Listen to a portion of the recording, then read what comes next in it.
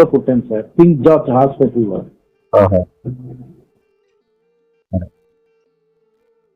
Room number 9లో పుట్టాను sir. సరే, ఎందుకు మళ్ళా మీరు జైలుకి వెళ్తారు వస్తారు? ఇదేదో మీకు జైలు అనేది మీకు అలవాటు అయిపోయినట్టుగా ఉంది. ఏం చేద్దామంటే కుత్తేగాల మధ్యలో తిరుగుతున్నప్పుడు తప్పదు. అవునులేండి. ఉన్నప్పుడు కాదు, నేరుగా ఎదుర్కోగలగాలి, లేదంటే వదిలేయండి. ఒక్క నిమిషం నీ మంచిగా చెప్తున్నాను, హ్యాపీగా ఉండండి, తినండి, ఉండండి. నువ్వెక్కడ హ్యాపీగా ఉన్నావు? నేను హ్యాపీగానే ఉన్నాను. నువ్వెక్కడ హ్యాపీగా ఉన్నావు కానీ ఏమో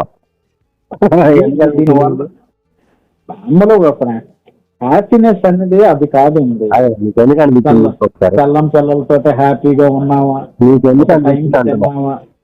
టైంకి పడుకున్నావా, ఇది హ్యాపీనెస్. అసలు నీకు ఎందుకు అనిపించింది నేను హ్యాపీగా లేను? నేను ఫుల్ హ్యాపీగానే ఉన్నాను. అవునులే, నార్మల్గా ఇప్పుడు ఏమంటా ఒకటి, నేను మామూలు మీతోటి ఒక ఫ్రెండ్షిప్ గానే ఫోన్ చేసాను తప్ప రిక్వెస్ట్ చేద్దామని నాకు యూస్మెత్తు కూడా లేదండి. నేను కూడా అలాగే మాట్లాడుతున్నా. ఇప్పుడు ప్రతి ఒక్కరు ఏమంటున్నారు, పని రాజేష్ కి పిచ్చి వచ్చేసింది, పిచ్చిగా వాగుతున్నాడు, మీ వల్ల అంటున్నారు. ఎందుకు వాళ్ళకి అంత ఛాన్స్ ఇవ్వడం? మీరు ఎవరి వల్ల? మీరు ఎందుకు ఆ ఛాన్స్ ఇవ్వడం వాళ్ళకి అని అంటున్నాను. ఎవరి వల్ల? మీ వల్ల. మీ వల్ల? నా వల్ల నీకు పిచ్చి? నా వల్ల పిచ్చి ఎక్కువడం కన్నా నన్ను తెక్కబాకు పడతారు మీరు. కానీ రాజేష్ పిచ్చోడు అయిపోయాడు అని అంటున్నారు. అని రాజేష్ పిచ్చోడు అయిపోయింది నా వల్ల అంటున్నారా? ఓరే బాబు, నీ మాట్లాడు. నేను పని రాజేష్ కి పిచ్చోడు అయిపోయాడు అని అంటున్నారు. ఎవడాడు? ఎవరో ఎవరు చెప్పాలి కదా. మళ్ళీ ఎవడు అంటే వాళ్ళ పేరు నేను చెప్పను, తప్పు. మహానుభావులు వాళ్ళు. ఏజ్ గాడిని కూడా చాటకాని వాడు అంటున్నారు. అయితే నువ్వు క్రిస్టియనా? ఎవడు అనేసి నువ్వు అడిగితే నేను చెప్పాలా? మరి ఇదే పిచ్చి అంటారు. ఇదే సార్ పిచ్చి, దీన్నే పిచ్చి అంటారు సార్. ఏజ్ గాడిని చాటకాని వాడు అంటున్నారు. ఎందుకంటే 20 మంది మనుషుల చేతిలో చేతకాక చేవలేక సిలువ మోసుకొని భయంకరమైనటువంటి శ్మశానంలో ఉంటాడట, శ్మశానంలో తింటాడట. అవును. శవాల బూడిద రాసుకుంటాడట. అవును. నువ్వు రేపు చచ్చిన తర్వాత అక్కడికే రావాలి. కానీ అక్కడికి రావాలంటే వేస్తాడట. నీ దగ్గరికి నువ్వు చచ్చాక నీ దగ్గరికి రావాలంటే నీ ఏసుకి యెహోవాకి ఒక్క కారిపోతా ఉంటది. మరి నీకు సపోర్ట్ కావాలి అక్కడ అంటే ఎవరు ఉంటారు? ఆయనే ఉంటాడు. రుద్రుడు ఉంటాడు అక్కడ. సపోర్ట్ గా ఉంటాడు అక్కడ. నువ్వు చచ్చిన తర్వాత యేసుగాడు అక్కడికి రావాలంటే అడిగి వస్తా. యెహోవా గాడికి ఇంకా పెద్ద వస్తా. భయం. ఇక పరిశుద్ధాత్మ అంటే మేరీ లాంటి వాళ్ళ పక్కల్లో పోతాడు కానీ నీలాంటి సచివాల దగ్గరికి రాడు. దగ్గరికి వచ్చేస్తాను. మరి నీకు సపోర్ట్ ఎవరు ఉంటారు చెప్పు? నీకు సపోర్ట్ ఎవరు ఉంటారు? ఎవరన్నా ఒక్కళ్ళన్నా ఉంటారా నీకు సపోర్ట్? నువ్వు చచ్చిన తర్వాత శ్మశానంలో ఆయనే. శ్మశానంలో తింటాడు, శ్మశానంలోనే తింటాడు. నువ్వు బతుకుంటావు. శ్మశాన రుద్రుడు అంటారు ఆయన్ని. ఎవరు ఆయన? ఏది నీ కోసం అక్కడ నిలబడగలిగిన వాడు ఆయన ఒక్కడే. ఎవరు పారిపోతారు. దేవుడు నాకు వద్దయ్యా బాబు. చూసి చనిపోయిన తర్వాత తీసుకెళ్లే దేవుడు నాకు కావాలి. అయినా అదేంటది పేరేదో విడిగా తేడాగా వస్తుంది. నీ పేరేంటి? ఇప్పుడు బొబ్బులు కట్టి కదా. ఇప్పుడు నేనేమో మర్దన కుక్కల నాయుడు అని పెట్టుకున్నాను నా ఫోన్ లో. ఇందులో ఏదో తెల్ల మొగడని వస్తుంది. ఈ మాటలకే కదా నేను బొక్కలతో వచ్చి 19 రోజులు కులబొడిచారట కదా.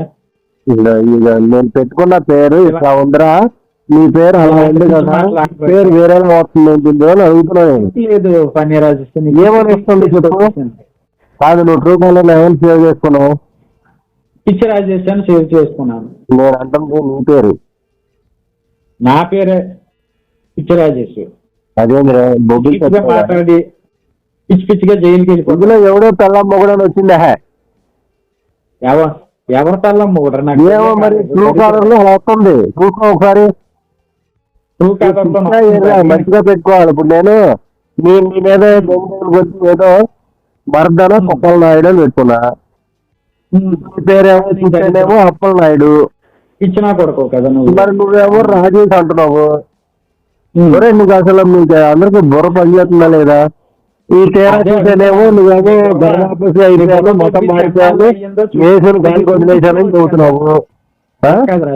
నువ్వు మా గర్భాపసి అయిపోయానని చెప్పావా? నువ్వు గర్భాపసి అయిపోయానని చెప్పావా లేదా లైవ్ లో? ఏ పాసి అవ్వలేదు. ఏ పాసి అవనప్పుడు నువ్వు గర్భాపసి అయిపోయావని ఎవడెవడు ఛానల్లో వెళ్ళి లైవ్ లో ఎందుకు చేసి మరి గాలి వదిలేశారని ఎందుకు చెప్పావు మరి? అసలు ఎందుకు వేసిన గాలి వదిలేసావా లేదా? ఎందుగలడు అందు లేడని సందేహము వలదు, శత్రి సర్వోపగతుండు ఆయన శక్తిరా. ఎందుగలడు అరే శక్తిరా, శక్తి సర్వోపగతుండు, చెత్తనప్పుడు కాదు, శక్తి సర్వోపగతుండు. సార్ మీ గురించి మీరు చెప్పండి సార్, మీరు ఎంత చెత్తనా కొడక నాకు తెలుసు కదా సార్. మీ గురించి నేనేమి చూడకుండా తెలుసుగా నాకు?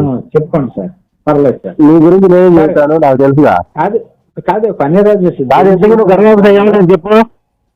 నీ జైలు జీవితం బాగుందా? బయట నువ్వు గర్భాపసి అయ్యావా లేదా? అవ్వలేదురా. అరే నేను నా ధర్మం కోసం జైలుకి వెళ్ళడానికైనా సిద్ధమేరా.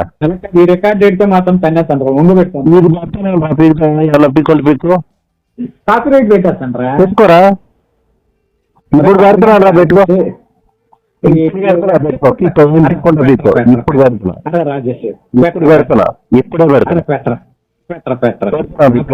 నమస్కారాలు పెట్టరా.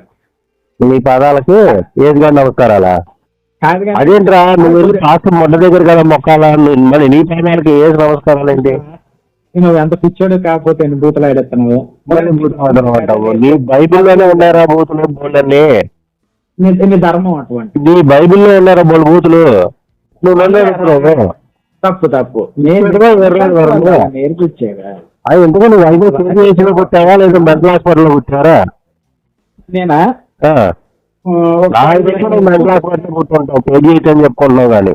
అవును బొబ్బిలి నుంచి తీసుకొచ్చి ఇక్కడ వేసారు. 18 రోజుల్లో ఉన్నావా జైల్లో? ఇప్పటికి వేసారు నిన్ను.